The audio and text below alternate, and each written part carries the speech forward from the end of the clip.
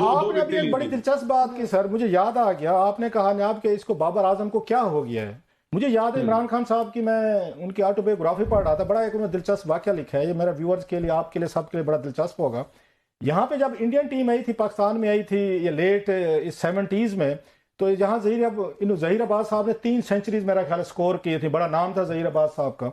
जब ये वहाँ हिंदुस्तान में गए तो वहाँ पे जहीर अब्बास जो है वो वहाँ स्कोर नहीं हो रहा था उनसे। तो इमरान खान साहब और जहीर अब्बास जो हैं ये रूममेट रहे हैं अक्सर, मोस्ट ऑफ द टाइम।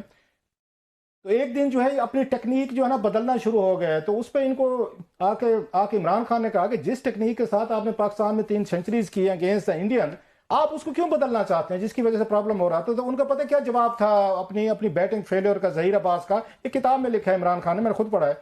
उन्होंने कहा कि मुझे लगता है मेरे ऊपर इंडियंस ने जादू कर दिया है, अपने पंडित को कह के मेरे ऊपर जादू कर दिया है कि मैं बैटिंग ही ना कर सकूं, मेरे साथ तो जादू हो गया इंडिया का।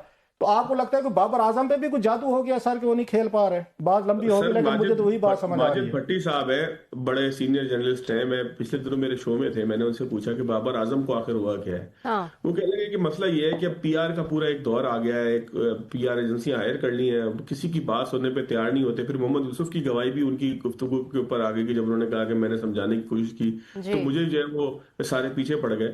वो बताने लगे कि इंडिया की टीम पाकिस्तान आई और पाकिस्तान आने के बाद दो बड़े अहम खिलाड़ियों का नाम वो ले रहे थे। मैं, क्योंकि मुझे प्रॉपर नाम याद नहीं है, मैं नहीं करता, लेकिन दो कोई इंडिया के बड़े खिलाड़ी थे, उनको बैटिंग के अंदर स्ट्रगल कर रहे थे। मेरा ख्याल है गंगोली का और इस तरह से शायद किसी और का नाम वो ले रहे थे। तो वो जावेद मियांदाद के पास उनके घर गए कि हम्म। आप हमें जो है ना, हम एक उसमें फंस गए हैं, टर्मोइल में आ गए हैं, एक मुश्किल के अंदर आ गए हैं, हमें परफॉर्म नहीं कर पाए, तो हमें बताएं। तो जावेद मियांदाद ने उन्हें टिप्स दी कि आपको ये करना चाहिए, ये करना हम्म। चाहिए, ये करना चाहिए।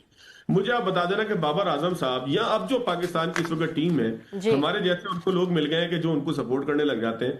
ये कितने खिलाड़ियों के पास जाते हुए आपको महसूस हुआ कि कभी ये कराची आए हो तो यहाँ पर जो है वो मियांदाद के पास चले जाएं, दो जानों बैठ जाए कि उस्ताद बताइए मुश्किल में फंस गए हैं, कैसे इस हम्म। मुश्किल से निकले। सर ये सीखने के लिए तैयार ही नहीं।